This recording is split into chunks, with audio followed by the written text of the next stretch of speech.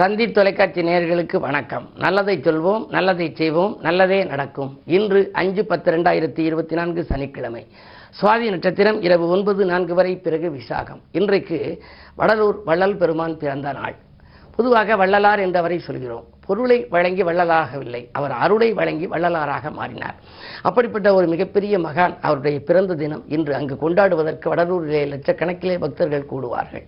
எத்தனையோ பாடல்கள் இருக்கின்றன. இருந்தாலும் கூட அவர் இளமையான வயதிலே 4 வயதிலே பாடிய ஒரு பாடல் இன்றைக்கு உலகெங்கும் வியாபித்துக் கொண்டிருக்கிறது.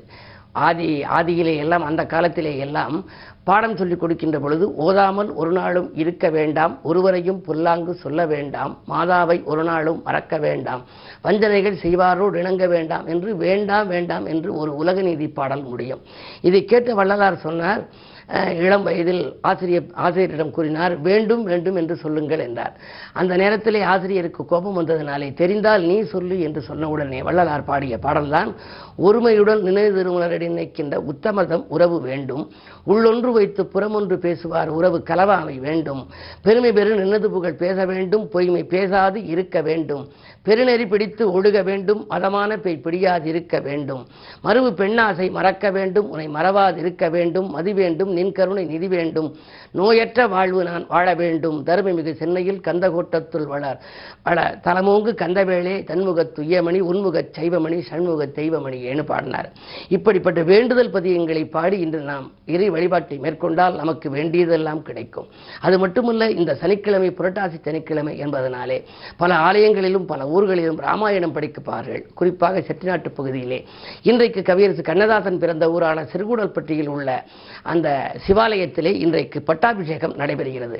பல ஊர்களிலே இன்றைக்கு பட்டாபிஷேகம் நடைபெறலாம். ராமாயணம் படித்துக் கொண்டிருப்பார்கள். முத்தாய்ப்பாக இன்று நிறைவு நாளாக பட்டாபிஷேகம் என்று வைத்து வருபவர்களுக்கு விருந்தும் அளித்து நல்ல அன்னதானங்களை எல்லாம் செய்வார்கள்.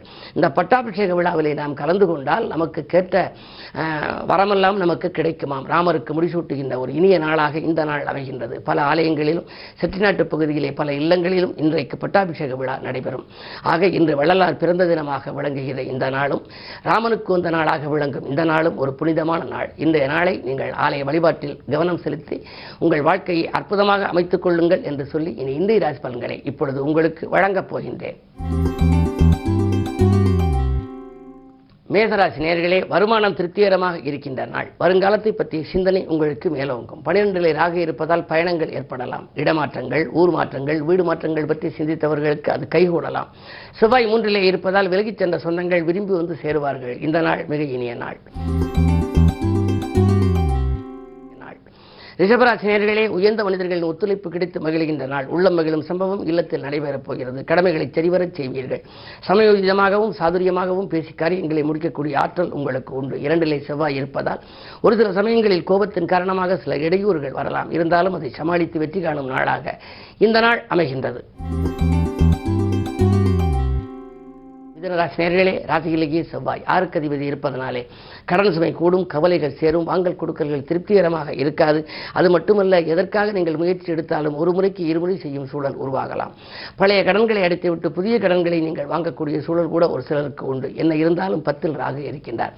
ராகு இருப்பதனாலே தொழிலிலே கொஞ்சம் வெளிப்புணர்ச்சி தேவை. யாரையும் நம்பி முதலீடுகள் செய்வதே நீங்கள் யோசித்து செய்வதே நல்லது. இந்த நாளை இனிய நாளாக அமைத்துக்கொள்ள சனிக்கிழமை என்பதனாலே குறிப்பாக பெருமாள் வழிபாடும், இலக்குமி வழிபாடும், அனுமன் வழிபாடும் உங்கள் முன்னேற்றத்திற்கு வித்திடும். கடகராசி நேயர்களே, உங்களுக்கெல்லாம் இந்த நாள் இனிய நாளாக அமைகின்றது. அஷ்டமத்தில் செவ்வாய் வலுவிழந்திருக்கின்றார். கரைந்த சேமிப்புகளை ஈடுகட்டுவீர்கள். காரிய வெற்றிக்கு நண்பர்கள் கை கொடுத்து உதவுவார்கள். வாய்ப்புகள் வாயில் கதவை தட்டும். தெய்வ அனுகிரகத்தின் காரணமாக திருப்தியான வாழ்க்கை உங்களுக்கு அமையப் போகின்றது. நேற்று நடைபெறாத ஒரு சில காரியங்கள் இன்று நடைபெறப் போகிறது. 12 செவ்வாய் இருப்பதால் சொத்துக்கள் வாங்கும் யோகம் கூட ஒரு சிலருக்கு உண்டு. சிம்மராசி நேயர்களே, உங்களுக்கெல்லாம் இன்று கூடுதல் விரயத்தால் குதூகலம் குறைகின்ற நாள். குடியிருக்கு விட்டாலும் உங்களுக்கு பிரச்சனை, கூட இருப்பவர்களாலும் உங்களுக்கு பிரச்சனை வரலாம். 10 குரு இருப்பதால் பதவியில் மாற்றம் உண்டு. நீங்கள் செய்யாத குற்றத்திற்கு ஆளாகவும் நேரிடலாம். உத்தியோகத்திலே மிக மிக கவனத்தோடு இருப்பதே நல்லது. மேலதிகாரிகள் இணக்கமாக நடந்து கொள்ள மாட்டார்கள். உங்கள் திறமைக்குரிய அங்கீகாரம் கிடைக்காது. இன்று வழிபாடுகள் கை கொடுக்கும். கன்னிராசி நேயர்களே, உங்களுக்கெல்லாம் இன்றைக்கு எதை நீங்கள் செய்ய நினைத்தாலும் செய்வதில் கொஞ்சம் தடைகளும் தாமதங்களும் ஏற்படலாம். ஜென்மத்தில் கேது சூரியனோடு இருக்கின்றார். மனக்கவலைகள் அதிகரிக்கும். திட்டமிட்ட காரியங்கள் திசை மாறி செல்லலாம். வாங்கல் கொடுக்கல்கள் எல்லாம் திருப்தி ஏற்படாது. கடன் சுமை கூடிக்கொண்டு போகிறது என்று கவலைப்படுவீர்கள். எந்த காரியத்தை எந்த நேரத்தில் செய்ய நினைத்தாலும் செய்ய இயலவில்லையே என்ற கவலை மேலோங்கலாம். கேது ராகுக்களின் மாற்றம் வரை கொஞ்சம் பொறுமை உங்களுக்கு தேவை. துலாம் ராசி நேயர்களே, உங்களுக்கு ராசியிலேயே இன்று சந்திரன் சுக்கிரனோடு இணைந்திருக்கின்றார். எனவே தொழில் வளம் சிறப்பாக இருக்கும். இடம் வாங்குவது, பூமி வாங்குவது பற்றி சிந்திப்பீர்கள். ஆடை ஆபரண சேர்க்கை உண்டு. அதிகாலையிலேயே நல்ல தகவல் அலைபேசி மூலம் உங்களுக்கு கிடைக்கலாம். உடன் இருப்பவர்கள் ஒத்துழைப்போடு ஒரு நல்ல காரியம் ஒன்று நடைபெறப் போகின்றது. விடாமுயற்சிக்கு வெற்றி கிடைக்கும் இந்த நாளில் வியாழன் 8 இருப்பதனாலே கொஞ்சம் வழிபாடுகளும் உங்களுக்கு தேவை. குறிப்பாக இன்று அனுமன் வழிபாடு ஆனந்தமான வாழ்க்கையை அமைத்துக் கொடுக்கும்.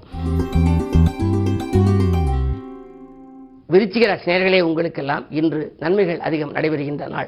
உத்தியோகத்தில் உள்ளவர்களுக்கு கூடுதல் பொறுப்புகள் வரலாம். பதவி கிடைக்கக்கூடிய ஒரு சூழ்நிலை பொது நலத்தில் இருப்பவர்களுக்கு கிடைக்கும். உறவினர் வருகையால் உள்ளம் மகிழப் போகின்றீர்கள்.